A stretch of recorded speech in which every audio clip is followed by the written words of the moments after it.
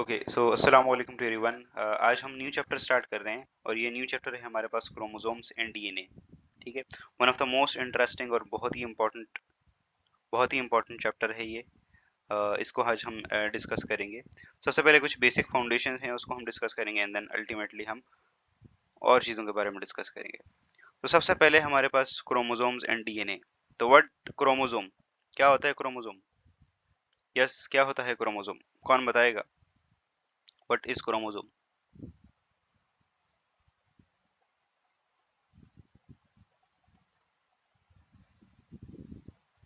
Thread like structure, okay. और body जिसमें DNA होता है, ओके। और okay, thread like structure present during cell division, okay okay, ठीक है। सो यहाँ पे डेफिनेशन लिखी है अभी ये थ्रेड लाइक स्ट्रक्चर। क्रोमोसोम हमारे पास थ्रेड लाइक स्ट्रक्चर होता है which appear during cellular division and are located inside the nucleus of the cell called chromosomes. ठीक है, तो ये हमारे पास थ्रेड लाइक धागा नुमा स्ट्रक्चर होते हैं जो कि सेल साइकिल में जब सेलुलर डिवीजन होती है, ठीक है, माइटोसिस मियोसिस होता है, तो उस वक्त हमारे पास अपेयर होते हैं। जब सेल डिवाइड नहीं करता उस वक्त हमारे पास कोई क्रोमोसोम्स नहीं होते। ठीक है, जब सेल डिवाइड करता है तो सेल का न्यूक्लिक जो जेनेटिक मटेरियल होता है या न्यूक्लिक एसिड होता है, डीएनए होता है, वो क्या होता है, कंडेंस होकर क्रोमोसोम में कन्वर्ट हो जाता है और वो क्रोमोसोम फिर डिवाइड होते हैं और फिर हाफ हाफ क्रोमोसोम्स जो है वो हर एक सेल को मिल रहे होते हैं। ठीक है, तो क्रोमोसोम एक्चुअली में हमारे पास थ्रेड लाइक स्ट्रक्चर है जो कि सेलुलर डिवीजन में अपेयर होता है। अच्छा, वर्ड क्रोमोसोम्स का मतलब क्या है? क्रोमो, देखो ये दो वर्ड का कॉम्बिनेशन है। एक वर्ड है क्रोमा, क्रोमा का मतलब होता है कलर्ड, ठीक है, और सोमा का मतलब होता है बॉडी। ठीक है, तो क्रोमोसोम्स क्या है?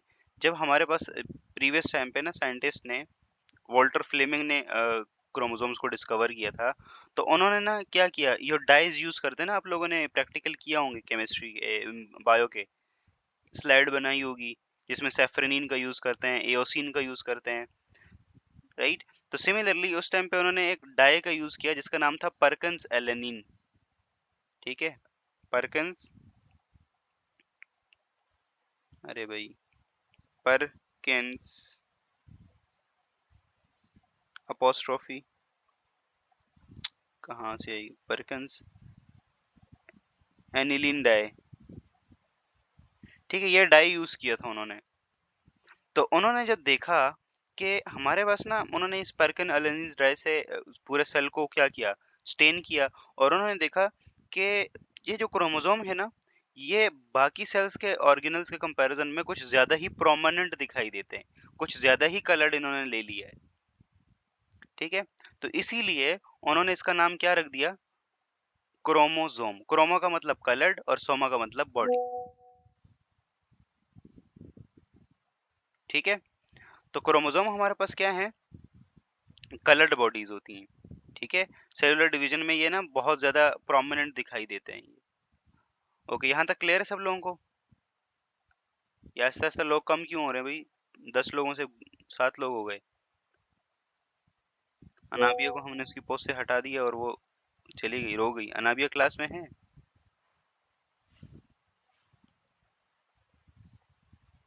ओ अनाबिया है वो, मैं समझा वो शायद रो रही होंगी। अनाबिया आप रो तो नहीं रही? आपको आपकी पोस्ट से हटा दिया हमने। नहीं, मसला नहीं है, अगर आप रेगुलर क्लास लेंगी तो आप भी मतलब वो हो जाओ, इसमें कोई मसले वाली बात नहीं। या आप अपनी जिम्मेदारियों से दस्तबरदार नहीं होना चाहती? नहीं, दस्तबरदार होना चाहती हैं आप अपनी जिम्मेदारियों से?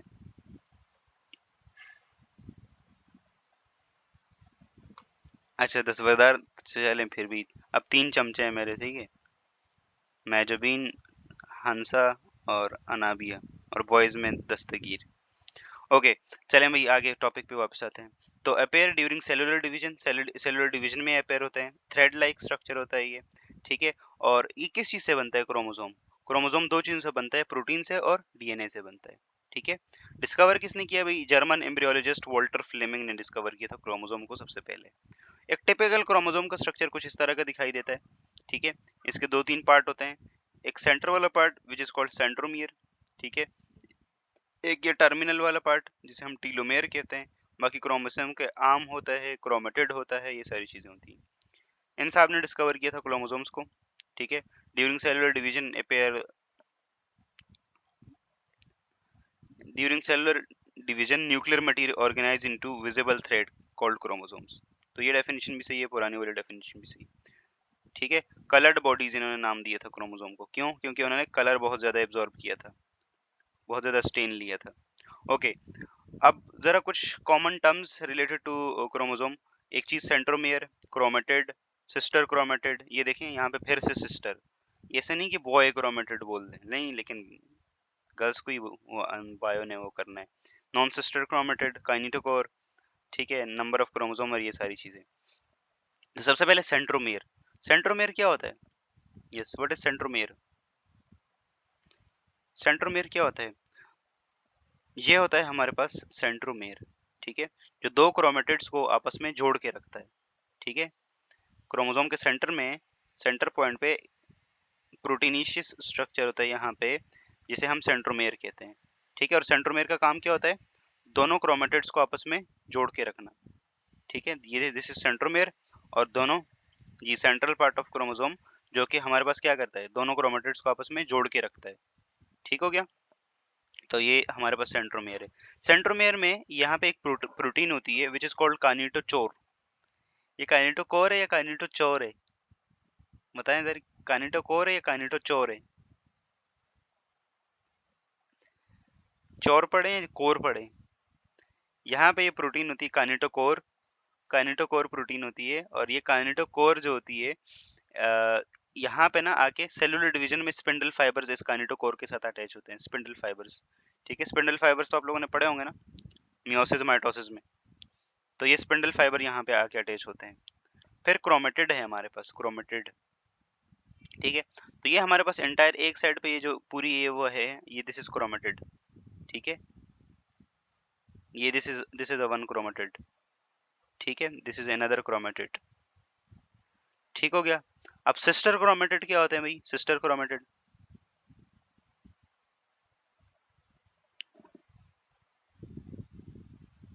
ऐसा नहीं कि बॉय क्रोमेटिड बोल देते चलें भाई, नॉन बॉय क्रोमेटिड, लेकिन हर जगह सिस्टर, डॉटर, बस। एक ही क्रोमोसोम के दो क्रोमेटिड। होमोलोगस क्रोमोसोम जो होते हैं ना, होमोलोगस क्रोमोसोम्स,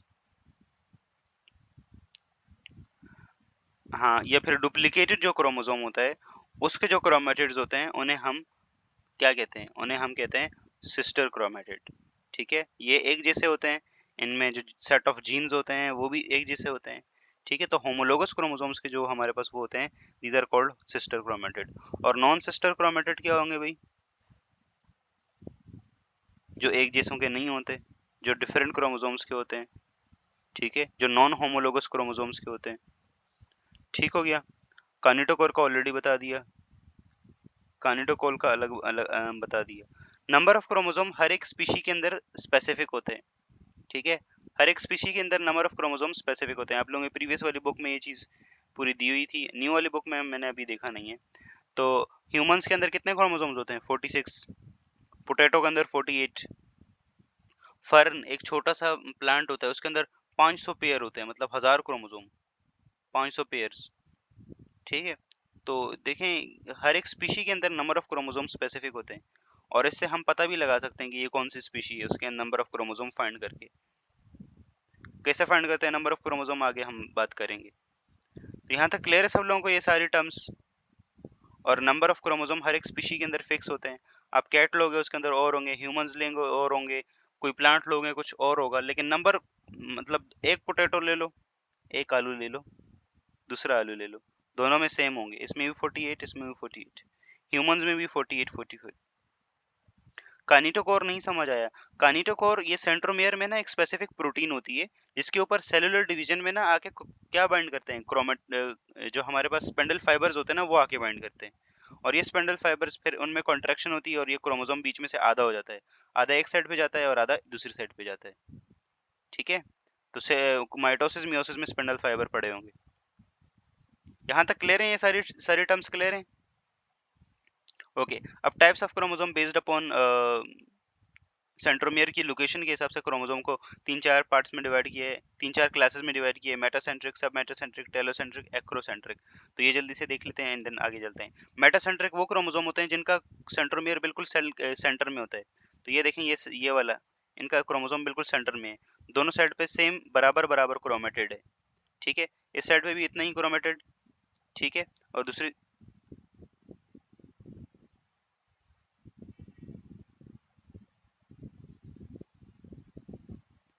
तो मेटासेंट्रिक क्रोमोसोम हमारे पास वो क्रोमोसोम होते हैं जिनका हमारे पास सेंट्रोमियर बिल्कुल सेंटर में होता है, ठीक है। सब मेटासेंट्रिक में थोड़ा सा सेंटर में से थोड़ा दूर होता है, ठीक है। सब मेटासेंट्रिक में थोड़ा सेंटर में से दूर होता है। एक्रोसेंट्रिक में बिल्कुल टर्मिनल पे होता है, ठीक है। और टीलोसेंट्रिक में बिल्कुल टर्मिनल पे होता है सेंट्रोमियर, ठीक है। यहाँ तक क्लियर सब लोगों को? मेटासेंट्रिक देखें, सेल के सेंट्रोमियर कहाँ है? सेंटर में है, ठीक है। एक्रोसेंट्रिक में, sorry, this is metacentric, metacentric ये है, बिल्कुल सेंटर में, ठीक है। सब मेटासेंट्रिक सेंटर से थोड़ा सा दूर, एक्रोसेंट्रिक बिल्कुल टर्मिनल के करीब, ठीक है। टीलोसेंट्रिक बिल्कुल टर्मिनल पे, इनमें एक ही क्रोमेटेड होता है, एक ही साइड पे, दूसरे साइड पे होता ही नहीं, ठीक है। तो ये वाली क्लासिफिकेशन सब लोगों को क्लियर है? ये वाले क्रोमोसोम हमारे पास एल शेप के होते हैं, ये वाले, ठीक है। सब मेटासेंट्रिक एल शेप, एक्रोसेंट्रिक जे शेप, और ये आई शेप, ठीक है। ये अपने पास नोट करके रखिए। उसके बाद types of chromosome based upon function. तो दो टाइप्स होती हैं, ऑटोसोम्स और sex chromosomes. Hello hello hello, Audible visible आवाज आ रही है मेरी? आप लोगों का रिप्लाई किसी का क्यों नहीं आ रहा? वालेकुम अस्सलाम मरियम जावेद, आ गई आप फाइनली? वालेकुम अस्सलाम। अभी आपको याद कर रहे थे। शैतान का नाम लिया, शैतान हाजिर। कॉलेज में हो? Wow, very good. New chapter start किया हमने, क्रोमोसोम्स एंड डीएनए चैप्टर। वालेकुम अस्सलाम बिस्मा जावेद, वालेकुम अस्सलाम, वेलकम, ठीक है। तो ये क्लासिफिकेशन सब लोगों को क्लियर है? Crystal clear? ये क्लासिफिकेशन सब लोगों को क्लियर है? ओके। मेटासेंट्रिक, सब मेटासेंट्रिक, टीलोसेंट्रिक एंड एक्रोसेंट्रिक, सबका शेप पता होना चाहिए और सेंट्रोमियर कहाँ पे है, ठीक है। ओके, नाउ आगे बढ़ते हैं। दूसरी टाइप्स बेस्ड अपॉन फंक्शन। ये तो सेंट्रोमियर की लोकेशन के हिसाब से था ना। अब हमारे पास फंक्शन के हिसाब से क्रोमोसोम को हम ऑटोसोम्स और सेक्स क्रोमोसोम्स में डिवाइड करते हैं, दो कैटेगरीज, ठीक है। यहाँ पे आप लोगों को देखें, दिखाई दे रहा होगा एक ऑटोसोम्स वर्सेस सेक्स क्रोमोसोम्स। हमारे पास ऑटोसोम्स वो होते हैं, हमारे पास ना 22 पेयर्स, ह्यूमंस बॉडी में 22 पेयर जो होते हैं वो ऑटोसोम्स के होते हैं, और लास्ट वाला जो पेयर होता है ना, एक्स एक्स या एक्स वाई, वो वाला सेक्स क्रोमोसोम होता है जो सिर्फ सेक्स को डिटरमिन करते हैं, ठीक है। तो यहाँ पे देखिए, हमारे पास पहला 22 पेयर तक ये सारे के सारे क्रोमोसोम, इन दोनों को छोड़ के, लास्ट वाले पेयर को छोड़ के, इस वाले को, इसको छोड़ के, बाकी ये जितना क्रोमोसोम है ना, ये हमारे पास क्या है? These are autosomes. ऑटोसोम्स का काम ये होता है कि वो हमारी कौन सी ट्रेट को कंट्रोल करते हैं। ट्रेट मतलब कैरेक्टर्स। वो हमारी जो सोमैटिक ट्रेड्स होती हैं, सोमैटिक ट्रेड्स मतलब आपकी हाइट क्या होगी, आंखों का कलर क्या होगा, बालों का कलर क्या होगा, स्किन का कलर क्या होगा, ठीक है। आप बोलेंगे कैसे, आपकी हार्ट बीट कैसी होगी, ये सारी जो चीजें हैं ना, ये कौन कंट्रोल करते हैं? ये हमारे पास ऑटोसोम्स कंट्रोल करते हैं, ठीक है, जो सोमैटिक ट्रेड्स हैं, ठीक है। और जो सेक्स वाली ट्रेड्स हैं, मतलब आप फीमेल होंगे या मेल होंगे, ठीक है, या कोई दूसरा वर्जन होगा, तो उस चीज को कंट्रोल करने के लिए सेक्स क्रोमोसोम्स होते हैं, एक्स वाई, ठीक है। तो 22 पेयर्स जो होते हैं हमारे पास, वो ऑटोसोम्स के होते हैं, और एक पेयर जो लास्ट वाला होता है 23rd वाला, वो हमारे पास सेक्स क्रोमोसोम होता है। फीमेल के अंदर ये एक्स एक्स होते हैं क्रोमोसोम्स, और मेल के अंदर ये एक्स वाई होते हैं, ठीक है। तो यहाँ तक क्लियर है? और सेक्स क्रोमोसोम क्या डिटरमिन करते हैं? सेक्स क्रोमोसोम ये डिटरमिन करते हैं कि कोई पर्टिकुलर इंडिविजुअल फीमेल होगा या मेल होगा, ठीक है। यहाँ तक क्लियर सब लोगों को? ऑटोसोम्स वर्सेस सेक्स क्रोमोसोम की डेफिनेशन क्लियर है? क्लियर है यहाँ तक? आगे बढ़ें, आगे बढ़ा जाए। ओके, एक चीज है तो कैरियोटाइप, ठीक है, कैरियोटाइप। तो कैरियोटाइप बहुत इंपॉर्टेंट चीज है, हमें बहुत ज्यादा चीजों में ये हेल्प आउट कर सकती है, ठीक है। अगर किसी की स्पीशी के ना, फॉर एग्जांपल आप लोगों को ना कोई गोश्त का टुकड़ा मिल गया, जैसे या कोई ऐसी चीज है जिसको आपको ना आइडेंटिफाई करना है कि ये कौन सा एनिमल का है या कौन सी प्लांट स्पीशी का है या किस चीज का है, तो इसके लिए हम कैरियोटाइपिंग कर सकते हैं। ठीक है। या फिर अगर कोई और हमें डिजीज की डायग्नोसिस करनी है या क्रोमोसोम्स में कोई मसला तो नहीं है, इस चीज को देखना है, तो इस चीज के लिए हम कैरियोटाइप करते हैं। कैरियोटाइप क्या होता है कि हम ना क्रोमोसोम को असेंडिंग ऑर्डर में अरेंज करते हैं। पहले सबसे बड़ा पेयर, फिर छोटा, फिर छोटा, फिर छोटा, इस तरह से ना अरेंज करते हैं इन्हें। और इस तरह से हमारे पास हम किसी स्पीशी को भी पहचान सकते हैं इस चीज से। तो a karyotype of an is an individual complete set of chromosomes. इसमें कंप्लीट सेट होता है क्रोमोसोम्स। ठीक है, देखिए असेंडिंग ऑर्डर में अरेंज किया हुआ है ना, सबसे बड़ा, छोटा, फिर छोटा, फिर छोटा, फिर छोटा, करते करते एंड पे देखो सबसे छोटा। ठीक है। और ये लास्ट वाला जो पेयर है ये तो सेक्स क्रोमोसोम है। ठीक है। अब हर एक स्पीशी का, हर एक पर्टिकुलर इंडिविजुअल का जो कैरियोटाइप होगा वो स्पेसिफिक होगा ना। तो इस तरह से हम स्पीशी भी आइडेंटिफाई कर सकते हैं कैरियोटाइप से। और कोई अगर डिजीज है जैसे क्लाइनफिल्टर सिंड्रोम, डाउन सिंड्रोम, इस तरह की कोई चीज है, ठीक है, जिसमें कोई एक्स्ट्रा क्रोमोसोम्स आ जाते हैं, कोई एक्स्ट्रा क्रोमोसोम और आ जाते हैं या कोई क्रोमोसोम मिसिंग होता है, तो वो हमें इस चीज से कैरियोटाइपिंग से पता लग जाता है। आप लोगों ने एक प्रोसेस का नाम शायद सुना हो, एमनियोसेंटेसिस। इसमें जो है वो क्या करते हैं, फीमेल की बॉडी में जो फीटस ग्रो हो रहा होता है, जो एम्ब्रियो ग्रो हो रहा होता है, वहां से सैंपल कलेक्ट करते हैं, उसकी कैरियोटाइपिंग करते हैं। फिर देखते हैं कि उसकी कैरियोटाइप अगर नॉर्मल है तो उसको रहने देते हैं, अगर नहीं है तो फिर एबॉर्शन करवा देते हैं। बाहर की कंट्रीज में ऐसा होता है, क्योंकि वो ये नहीं चाहते कि भाई ऐसे इंडिविजुअल प्रोड्यूस हों उनकी इकोनॉमी में जो उनके लिए काम ही ना कर सके, माजूर लोग उनको नहीं अच्छे लगते। ठीक है, यहाँ तक क्लियर है सब लोगों को कैरियोटाइप? यहाँ देखिए कैरियोटाइपिंग की। आगे बढ़े? ओके, आगे बढ़ते हैं। इसके बाद chemical structure of chromosome. Chemical structure of chromosome, chromosome किस चीज से बना हुआ है एक्चुअली में? तो जरा देखिए, क्रोमोसोम केमिकली जो है वो ना, वो तीन चीजों से बना होता है।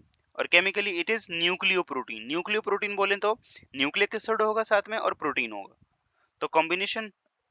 तो क्रोमोसोम हमारे पास क्या है? न्यूक्लियो प्रोटीन है। ये हमारे पास न्यूक्लियो मतलब डीएनए, और प्रोटीन तो हिस्टोन्स होती हैं इसके अंदर। ठीक है, हिस्टोन प्रोटीन होती हैं, वो आगे हम देखेंगे। तो क्रोमोसोम की अगर केमिकली देखा जाए तो 30 to 40% जो क्रोमोसोम होता है वो किस चीज से बना होता है? वो डीएनए से बना होता है। 50 to 65% जो है वो किससे बना होता है क्रोमोसोम? वो प्रोटीन से बना होता है सबसे ज्यादा। और 1 to 10% आरएनए होता है इसके अंदर। ठीक है। तो ये सारी चीजें होती हैं हमारे पास। आरएनए बहुत ही रेयर होता है, बहुत ही रेयर होता है। कई बार क्रोमोसोम में से ट्रांसक्रिप्शन होती है डायरेक्ट, तो वो आरएनए उसमें काउंट होता है। ठीक है, तो यहाँ तक ये कंपोजिशन क्लियर है सब लोगों को? 30 to 40% हमारे पास क्या है? डीएनए। 50 to 65% हमारे पास प्रोटीन, एंड 1 to 10% आरएनए। और ये जो प्रोटीन कौन सी होती है? इस प्रोटीन का नाम होता है हिस्टोन प्रोटीन्स, हिस्टोन्स। यानी हम हिस्टोन्स कहते हैं। क्या कहते हैं? हिस्टोन्स। ठीक है, ये बीट्स टाइप की प्रोटीन्स होती हैं, हिस्टोन्स। ठीक है, हिस्टोन्स पहले पढ़ा है आप लोगों ने हिस्टोन्स को? The most abundant protein are histones. चलें, दैट्स गुड। ओके, ये क्या हो गया? लोग बार बार 10 10 हो जाते हैं, फिर 7 हो जाते हैं, फिर कम होते हैं, फिर बढ़ते हैं, ये क्या हो?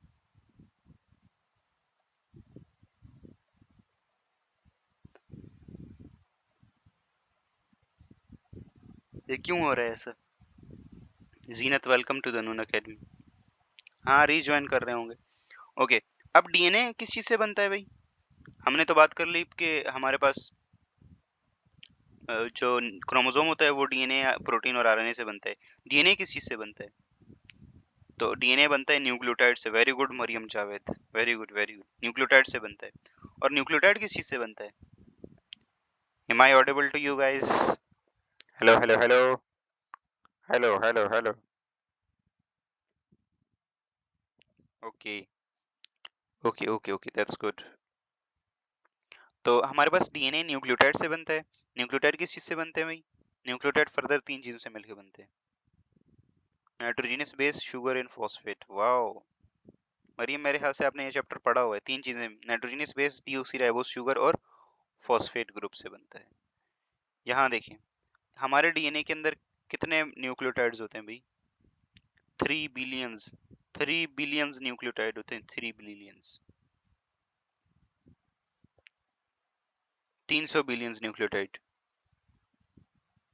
मैट्रिक में पढ़ा है, ओके। अब हर एक न्यूक्लियोटाइड को जरा देखें, हमारे पास देखें तो क्या क्या होता है। हर एक न्यूक्लियोटाइड में क्या होता है, डीऑक्सीराइबोस शुगर, ठीक है, नाइट्रोजनस बेस और फॉस्फेट ग्रुप। ये तीनों चीजें मिलती हैं तो हमारे पास बनते हैं न्यूक्लियोटाइड। और ये न्यूक्लियोटाइड जो है होता है हमारे पास बेसिक यूनिट होता है। ओ, स्लाइड पे लिखा हुआ है। अच्छा अच्छा, ठीक है। तो ये हमारे पास देखिए न्यूक्लियोटाइड है। न्यूक्लियोटाइड में क्या क्या चीजें हैं, phosphate group, deoxyribose sugar and nitrogenous base, ठीक है। एक चीज होती है न्यूक्लियोसाइड।